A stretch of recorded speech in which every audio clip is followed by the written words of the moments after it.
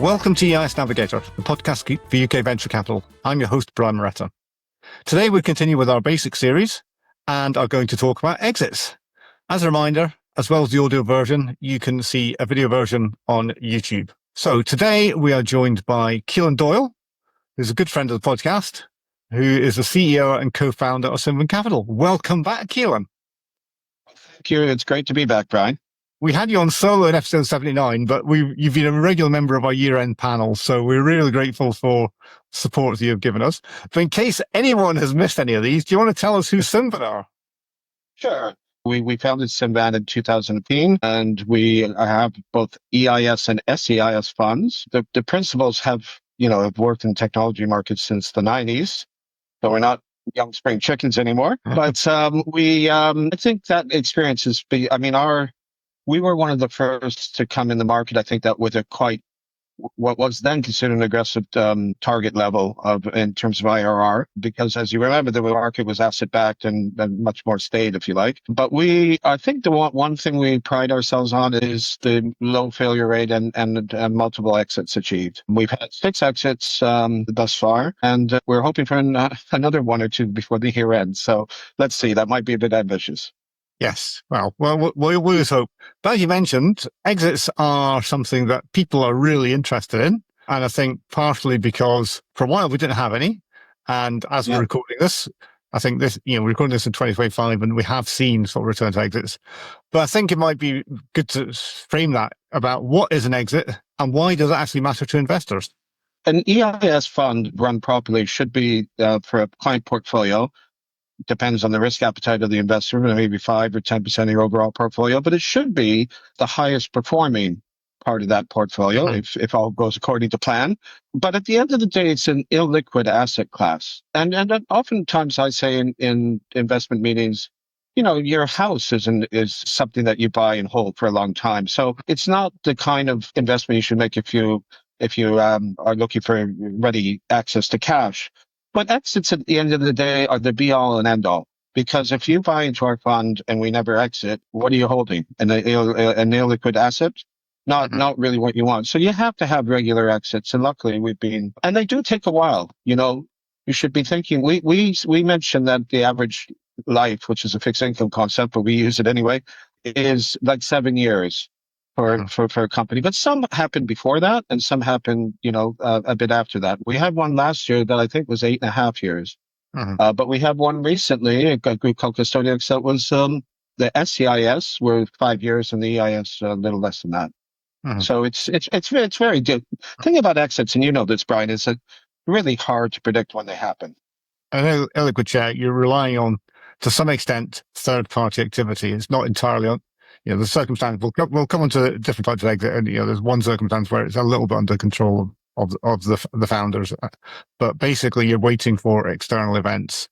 We all like successful ones, but I think we can't get away without mentioning failures, because I think those are part of it. And technically, for people's exits, they sometimes don't mean failures, but actually failures are a form of exit. Yeah, if you have one great exit and then 9 failures, you might be in positive return territory, but it could be challenging. But failures are an exit, and it's remarkable how many people in the market don't regard a failure as an exit. I think there's different types of exits, and we'll discuss that. But you've got to expect and that's the reason why you get such generous tax relief. Is there in venture capital there are going to be failures. The metric should be looking at cash in and cash out, like what percentage of the money you raise fails.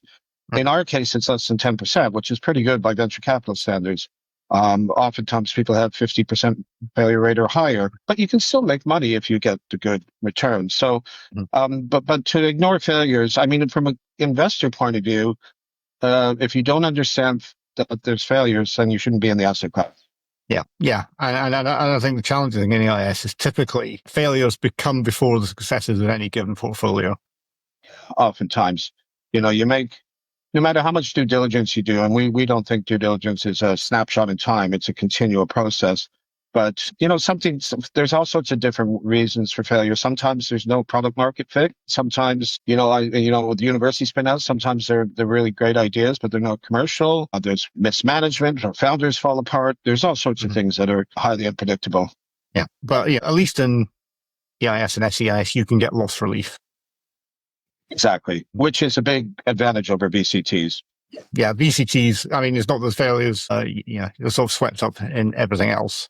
So having covered the failures, warning people that kind of exist, let's talk about the sort of successful exits. And I think the most common method of exit is what's known as a trade sale. Do you want to tell us what a trade sale is and how it happens? Okay. A trade sale is basically where you have an exit where your company is sold to usually another company, often a larger company. In fact, usually a larger company.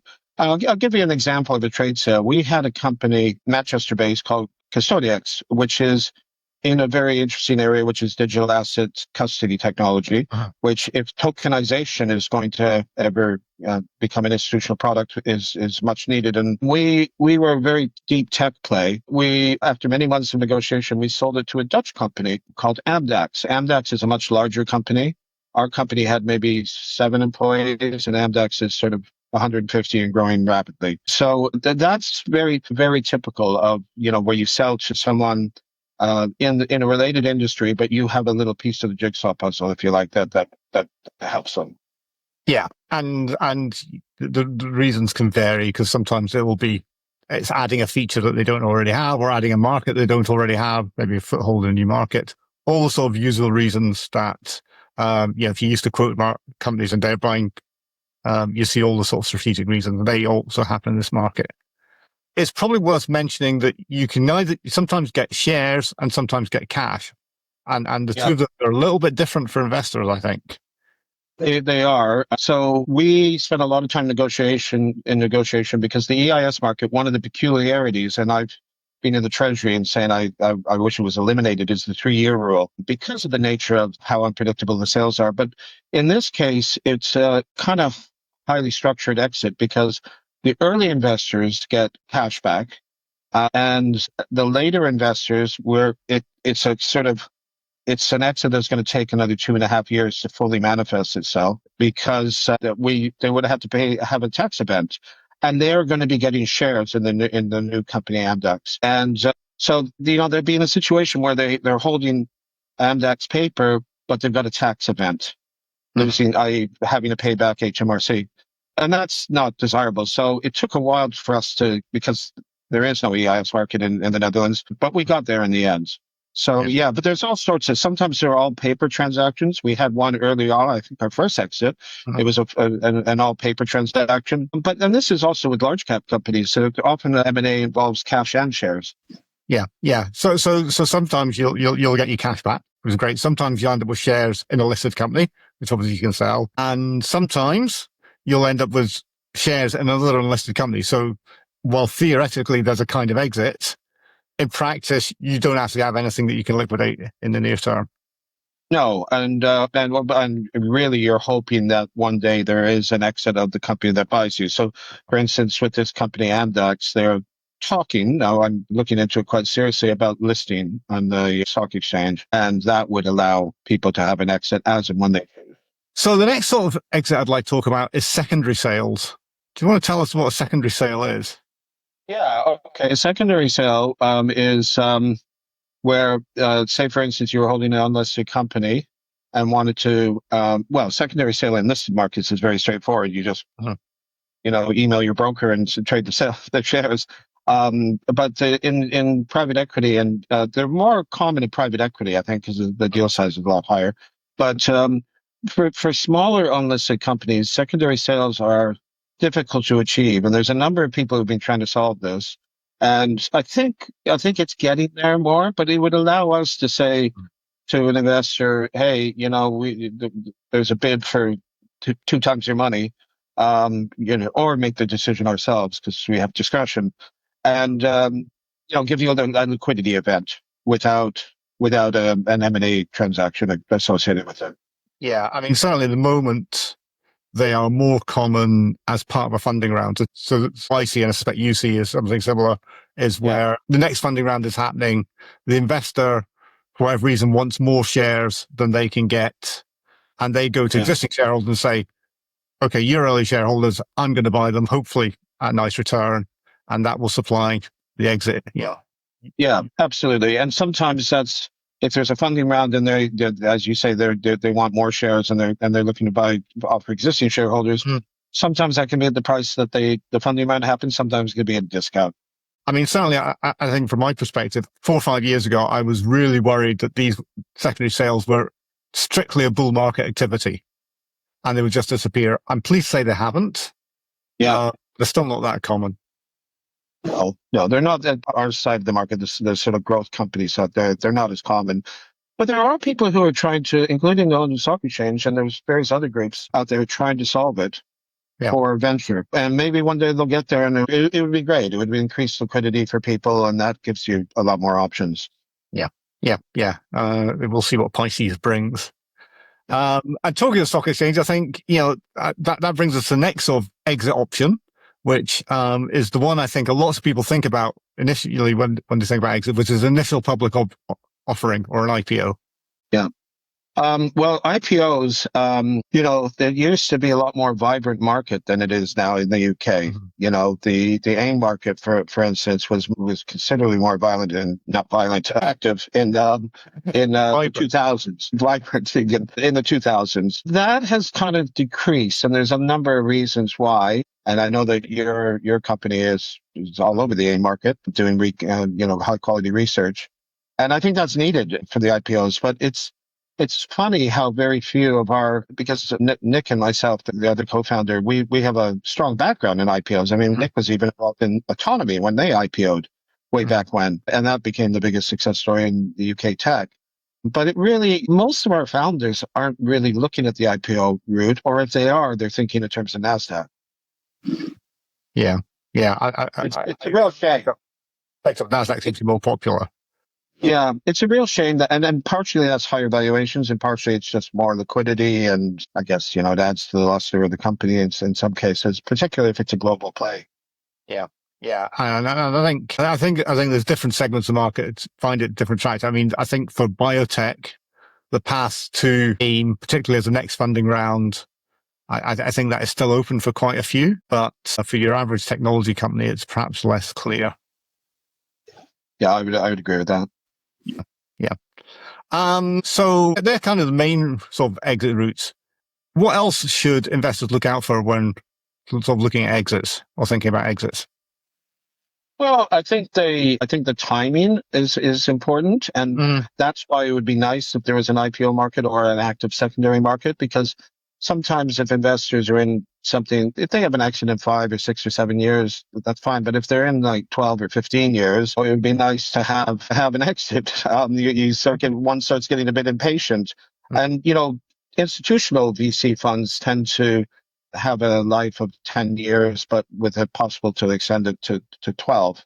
Although there are variations on that. So I think the timing and, when looking at a company or looking at a fund manager who manages that, you want to see some clear track record of you're not waiting forever to get your money back. I think also on the opposite end of the spectrum, which I just alluded to with the Custodiax trade, sometimes if you're a fund manager like us who invests over time and not just one lump of money, you find that some people are constrained by the 3-year rule. And we mentioned this earlier. But that's important. I mean, that was one of the main considerations we were looking at is we don't want people to have a tax bill. That's important. But of course, after the 3-year rule, all the upside's tax-free in the EIS market and SCIS market. So, that's an important consideration because anybody who says that, you shouldn't be looking at the tax relief, well, it's ridiculous because it is an essential part of your return. So your after-tax return is really, I mean, you will have a tax if you sell a listed stock, but if you sell an EIS, it's tax-free. Well, that just enhances the appeal if you get it right. Yeah. I think the other point I would say on the early exits is that if you get a really good early exit, so if you get a 2 times return or a 3 times return on an early exit, who cares if you return? If you've got to return the income tax, and I've seen people sort of take that attitude. Yeah. And that makes sense. But then you've got to weigh that against the number of failures in a portfolio. Yeah. I mean, if you gain 1.2 times, it's very different. So if anyone wants to find out more about what you're doing at Symvan, where should they go? They can go to symvancapital.com and our website.